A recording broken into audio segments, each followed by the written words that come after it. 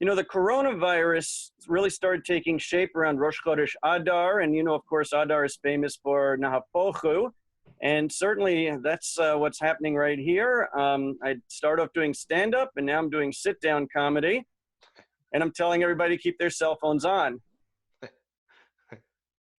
You know, everyone's supposed to practice social distancing, and the U.S. government is saying that everybody should stay 6 feet apart. And in other countries where they use the metric system, they're saying it should be 2 meters apart. According to halacha, the proper distance is daled amot. It took me quite a while, but I finally found an open Pesach program, and it was really good. They cleaned everything really thoroughly, really machmir about that. And they let you stay for 2 weeks, gave you 3 meals a day. It was right by the airport. The program is called Quarantine.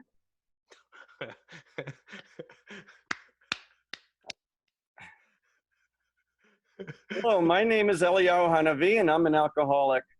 You know, speaking about the Seder, I love the Pesach Seder. You start off telling stories about slavery and Yitziat Mitzrayim. By the time you're done, you've had way too much to drink. You're singing about a goat, and you're asking each other, who knows what 13 is?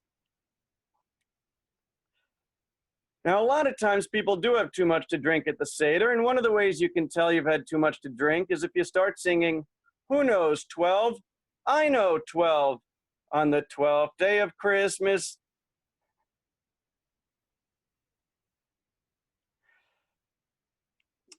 In a Haggadah, it talks about the man. The man was this white, flaky food. It could taste like anything you want. It could taste like cheese. It can taste like meat. It could taste like ice cream. Today we call it tofu.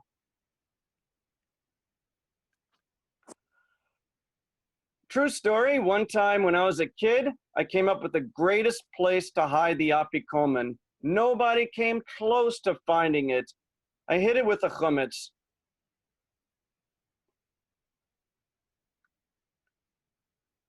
You know, in the Haggadah, it tells a story about Rabbi Eliezer, Rabbi Yeshua, and some other rabbis who are having a Seder. And the Seder lasted all night.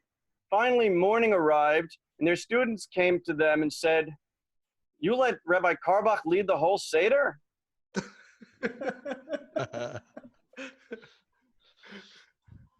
A friend of mine, speaking of Pesach, a friend of mine celebrates Pesach and Pesach Sheni.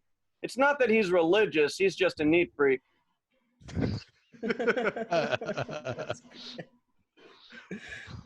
Now, speaking about the holidays, I work as a lulav and etrog salesman. It's a great job. Every year I get 51 weeks of vacation.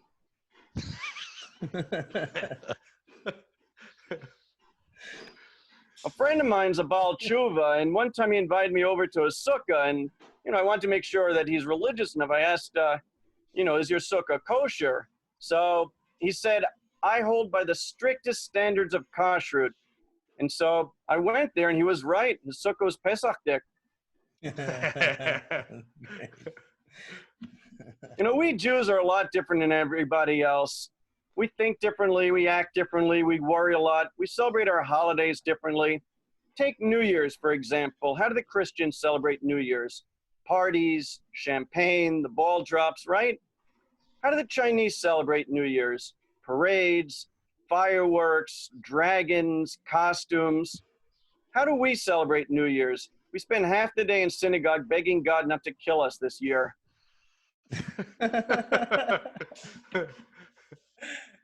Now this past Yom Kippur, I finally had the right idea. I finally got it right. I davened with the Hashkama minyan. It was great. We did all the davening, did the laning, blew the shofar, finished in plenty of time for lunch. Now Hanukkah is a holiday that we celebrate because of 3 miracles that happened 2,200 years ago. But you really only hear about 2 of the miracles, not so much about the 3rd. You hear about the menorah staying lit for 8 days instead of 1, right? You hear about the small number of Jews defeating the vast, powerful Greek army, right? But you don't really hear that much about the 3rd miracle, which to me was the biggest one. Somebody in Israel discovered oil. Good one. I went to a single Shabbaton last weekend, and I made Kiddush for everyone at my table, but some of the women at the other tables were also Yotzei, because while I was making Kiddush, I had them in mind. When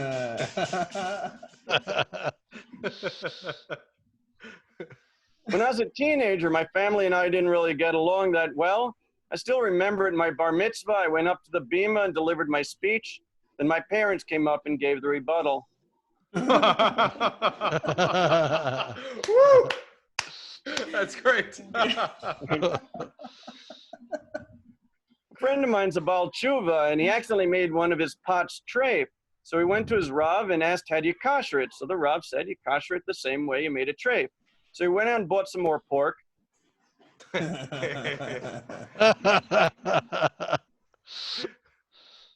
I moved to a new community a while ago, and I was checking out different communities before I moved there.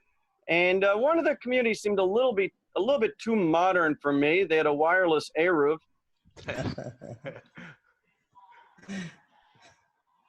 A guy comes to shul late one day, and he goes up to the person next to him. Are we up to Ashrei? So he goes, Lo Aleinu. That's great. That's a great one. I like that. I went to a singles event the other day. I walked up to this woman. I said, hi, I'm Jerry. She said, I'm Anita. I said, that's okay. I could wait a week.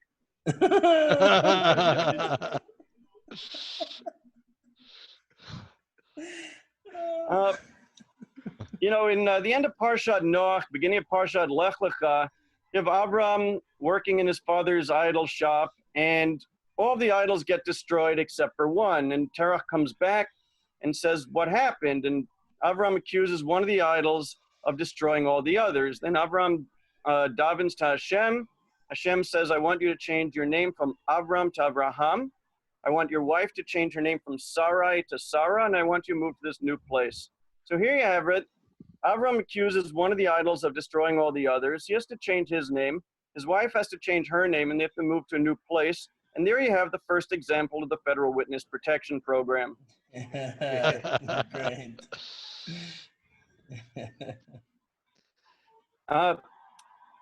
This J for J walks up to me and says, join us and you're going to go to heaven. Otherwise, you're going to go to Gehenna. And so I said, so what you're saying is you're saying that all J for J go to heaven. So he goes, yeah. So I said, let me see if I understand what you're saying. You're saying that heaven is full of J for J. So he goes, yeah. So I said, I can't imagine how Gehenna could be worse.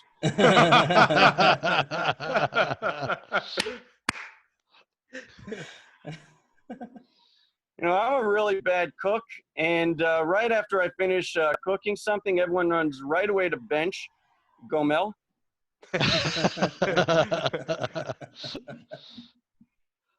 My neighbors, there's the husband is named Gedalia, like some Gedalia, and the wife's name is Esther, like Tanit Esther. Their kids won't eat a thing.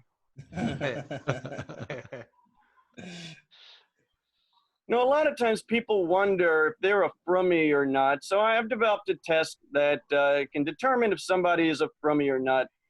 So if you've never seen a commercial for a restaurant that you can eat at, you might be a Frummie. If the fanciest 5-course meal you've ever eaten was served on paper plates, you might be a Frummie. If you think that Colonial Williamsburg is in Brooklyn, you might be a Frummie.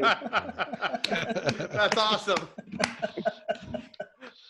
If you have a username or a password with 613 in it, you might be a Frummie. If you know what time the sun set last week, you might be a Frummie. If you think that 3 dates is a long-term relationship, you might be a Frummie. If you've ever been to a singles event where the men and women are kept separately, you might be a Frummie. If you're still wearing the same clothing style this year as 6 generations ago, you might be a Frummie. If you think that the movie Men in Black was filmed in your neighborhood, you might be a Frummie. They're so If you good. spent more money on your hat than on your car, you might be a Frummie. If you knew what a legume was when you were 10 years old, you might be a Frummie. If you deleted the cookies from your hard drive right before Pesach, you might be a Frummie. If you've ever been to a fancy 5-star steakhouse and ordered a salad, you might be a Frummie.